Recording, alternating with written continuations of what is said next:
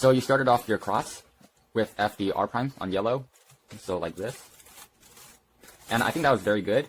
It's only 3 moves, and it's pretty much the most efficient way, and I really like your thumb finger trick here. But one thing that I noticed was that you went straight into your first pair after you solved the cross by inserting this corner in with keyhole, which means that you probably saw it in your inspection.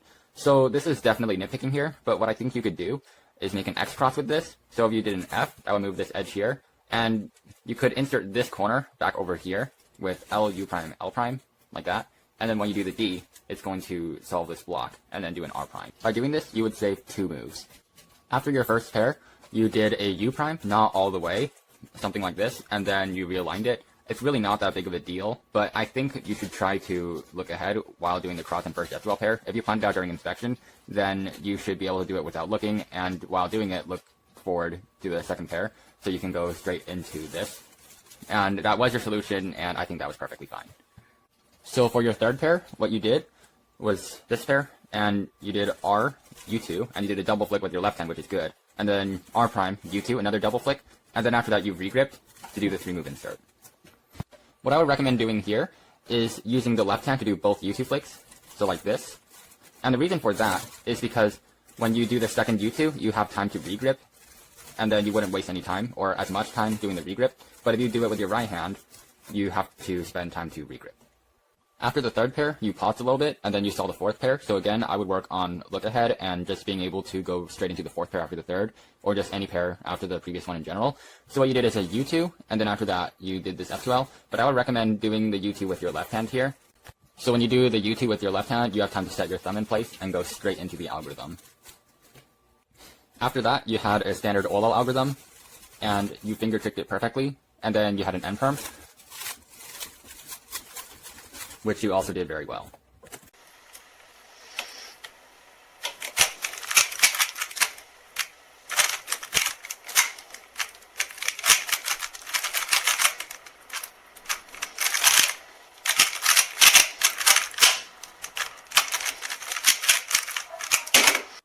For your second solve, you did white cross, and you had your edges here, here, here, and here. So you faced white in the front, and then did D prime, R prime to solve these two, and then you rotated with an X prime, and then you just solved the rest like normal, and this part I think was very good. That being said, I think there are still ways to make this cross better, like for example, refraining from rotations. One way you could do it is facing yellow in the front, and then doing U prime, small L prime, and that would solve this. So it's pretty much the same thing that you did, except you wouldn't have to rotate or really regrip as much, and then just finish off the cross like this. After that, you did U, and then U, and that would allow you to recognize this face. And I get that it's easier to see when it's over here, as opposed to over here, but when you do a U move like this, like twice, it's going to make this pair move, so it's going to be harder to see. So what I would recommend doing is to recognize the pair before you start doing U moves, because if it was over here or something, already in the set place, then you would be wasting moves by doing U moves. Here, I think it was kind of just lucky, because when you did the U moves, without really finding the pair, it just happened to set up correctly at this point. So you did your first pair, and I think it's great that you inserted it into the back. However, even if you insert it into the back, that doesn't always mean that your look ahead will be better. Yes, it makes it easier to see the pairs, but at the same time, it won't be very effective if you only look at the pair that you're inserting. So next you went to this pair, so you did a U2, but kind of doing the guessing thing again, where you just do U and hope that you could recognize a pair. So I would recommend that you recognize the case first. You can use deducing here, so you could look at all the other pieces that are visible and find that this has to be the edge that is going to be going in here. So you can just go straight into solving it like this. And I really like your solution after you recognized it, and again, you put in the back slot, so that's all good. After that, you went straight into this pair, just like this, and that is perfect. After that, you did Y prime, U, U, Y prime, U. So I would definitely try to recognize the case before doing U moves and rotating. Going back to before that, you had the corner here, which is pretty visible, and then if you just look at this edge, you'll see that it has yellow on it, so it's not the edge that you're looking for, and so do these three. So this one has to be it. So you could really just do a U prime, and then solve it with L moves, like this. Here, you regripped to do the OLL, like this, and then after that, you regripped again to finish off the OLL. I'd recommend doing it from this position in home grip and not moving your thumb up like that. So you just do it like this. For the second part, it would be a little bit more difficult, and I would understand if you just regripped here, or even if you did an F with your thumb like this. The finger tricks in this algorithm are hard to come up with, so what I would recommend doing is using a different algorithm. So the algorithm that I would use here is like this, and it's completely regripless. And then finally, you had a GB perm, which I think you did very well.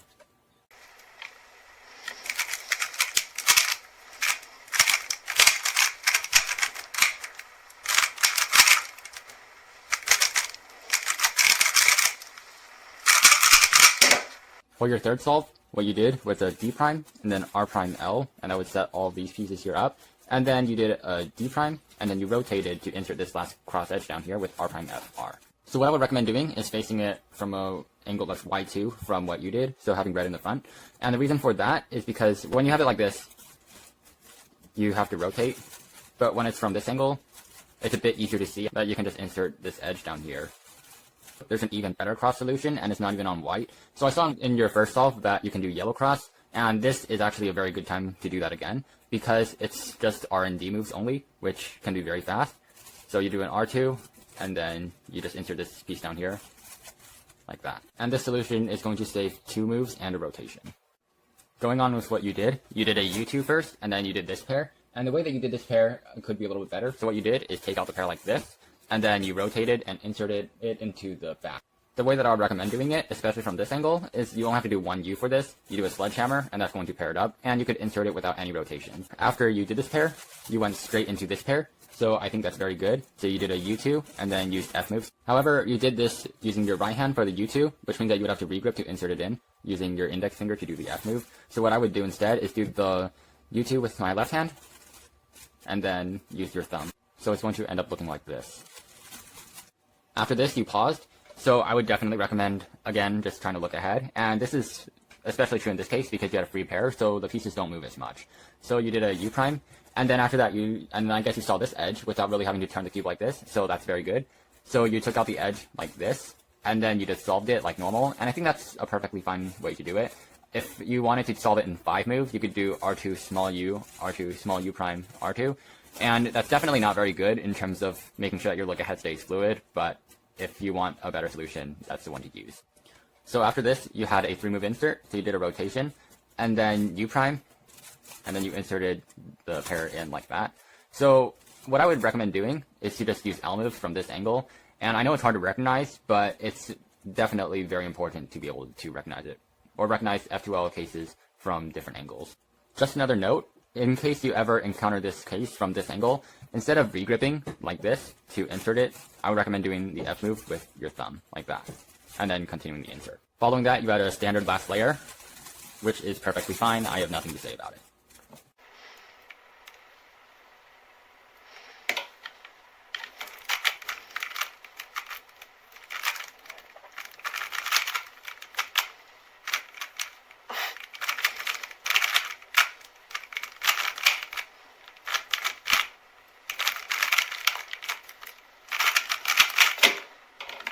For your third solve, what you did for cross is a D prime R first. So the D prime would move this piece over here, and then the R would solve this.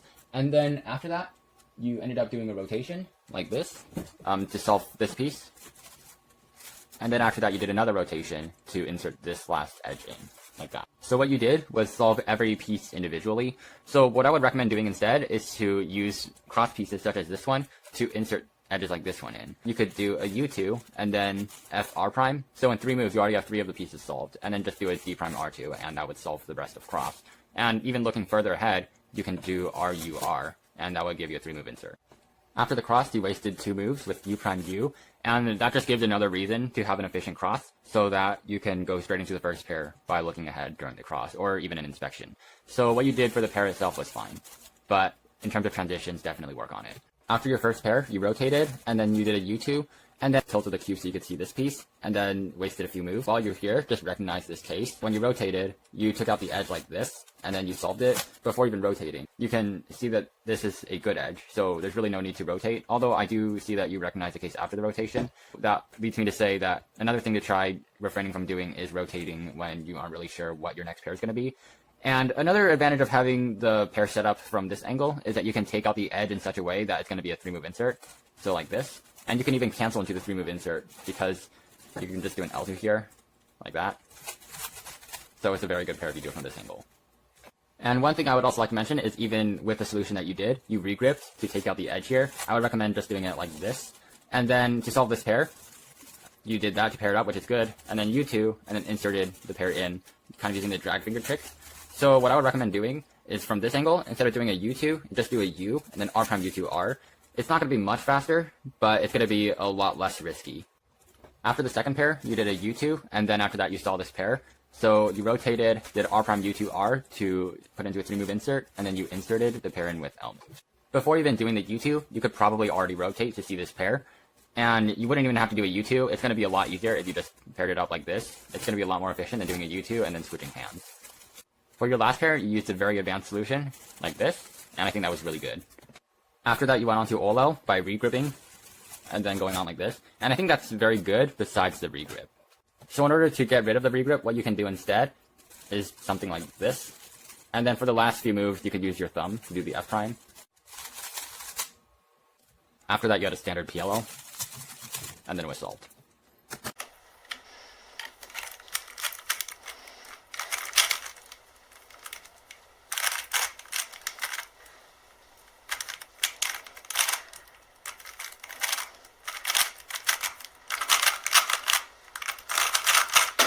For your last solve, you did DL to start, and I wouldn't recommend doing this, especially when white is in the front, because you would have to rotate in order to do U prime, L, F prime. So after the first few moves, you wasted a few moves, so you did D. And I'm assuming this is because you solved the cross incorrectly, so you didn't really realize that it's pretty much impossible to align the cross using D moves. So you did 2 D primes, and then you started on your first pair. So you did R, U2, R prime, and then a U to insert this in. And I guess this is when you realized that the cross was not solved correctly, or maybe before that, I don't know. But you did an M2, U2, M2 in the middle of the pair, and then you inserted the pair in like this. Going back before you inserted this pair over here in, I would have actually kept the cross unsolved, because in the last layer, or even in more difficult F2L cases, you can solve these two cross edges in the process of making them easier. If you had a case like this in F2L, then you can just do M2, U2, M2, and that's going to swap these two edges around. And that will lead you to a free pair. Another example of when this trick can be useful is when you have PLL, and you can do it from 2 different angles. So if you do it from this angle, you're going to end up getting a G perm, which isn't great. But if you do it from this angle, or this angle, then you end up getting a J perm, which is a lot better. This makes it seem like this technique can be kind of OP, but I don't recommend using it on every solve. And generally, I'd only recommend using it if you genuinely mess up during the cross. Getting back on track, what you did after that was an F. And then what I think you were trying to do was a U prime, F prime, which you did end up doing, but first you did a U and then U prime before doing this. So here, I would recommend trying to recognize the case before doing any of the moves, and then just going straight into it and inserting it into the back. For your last 2 pairs, you ended up doing this pair over here first, but I would highly recommend doing the red-blue first. And the reason for that is because when you insert these 2 pieces in, it's going to take this pair out. But then when you take this pair out, like this, in order to put it in here, you're spending moves just to take it out, which you could have saved while inserting this pair over here in. So what you did was RU R prime, and then you sledged it in like this. What I would recommend doing instead, if this pair was really the only good pair, is R prime, F, R2, U, R prime, F prime. For your last pair, you did it the right way in terms of moves. But then here, you did a U2 with your right hand, and then you had to regrip in order to insert it in. So what I would recommend doing instead is a U2 with your left hand, so you can kind of get your thumb in position instead of doing this. After that, you had a standard last layer, and that was all good. Overall, you have very good solutions in terms of move efficiency. Most pairs are done close to the optimal way, though I still think some other pairs could improve. Almost all of your pairs should be around 8 moves, and this is one of the few exceptions, though other exceptions are hard to justify. Also, your F2L recognition and pair choice can improve. It seems that you start executing the cases before recognizing them fully, which can be good sometimes, but at other times it might mess you up. I recommend doing some solves where you find the first pair, solve it blindfolded, find the second pair, solve it blindfolded, and continue this with the third and fourth. The goal of this exercise is to train your recognition and prevent you from starting execution too early. I have a 3-move insert here, so I'm just going to not look, and then I'm going to solve it. And then here, I can pick between this pair or this pair, and obviously this pair is easier, so it's better to go for that one first.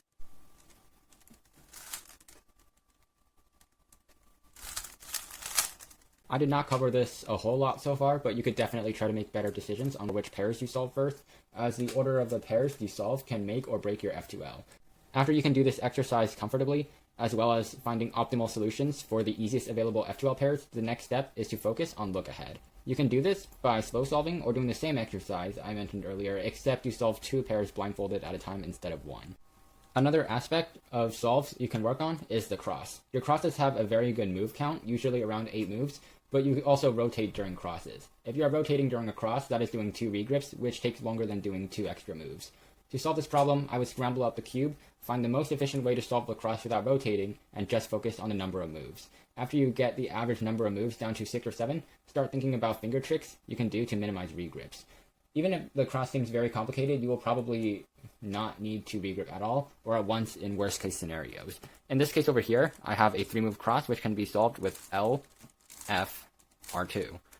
But executing it from the front is going to require some regrips. What you would probably want to do instead is to go from this angle or from this angle. If you do it from this angle, you do L, U, and then maybe an R2, or maybe you might rotate to do an R2. Instead, you can face it yellow in front, and then just do it like this. And the regrip is either non-existent or a lot easier to do. Besides just your crosses, your entire solves can also work on finger tricks. Sometimes you have very advanced finger tricks, but at other times you regrip a lot. Just to fix this problem, I would recommend doing the same thing with the cross, trying to execute solutions with as few regrips as possible, preferably less than 3. I found that all of your solutions can be executed in under 10 seconds, as long as you do cross from different angles to have better finger tricks and minimize regrips throughout the entire solve. So here I have an example. This is actually the first scramble, and following the exact same solution that you did, it would look something like this. And then here I regrip once, but it's not really a really bad regrip because you do it while you're doing these 2 moves, so it wastes minimal amount of time.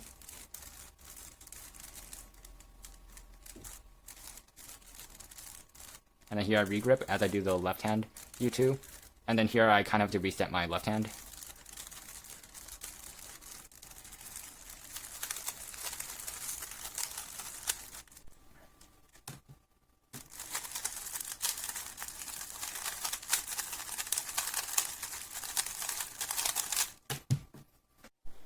Combining this with efficiency in the cross and the few F2L pairs that need work, I think you will be set to do much better. However, this will take time and patience, as this is easier said than done. I really hope this helped and can get your times down. If you guys are interested in getting feedback, send a video of yourself doing 5 solves to this email. Thanks for watching.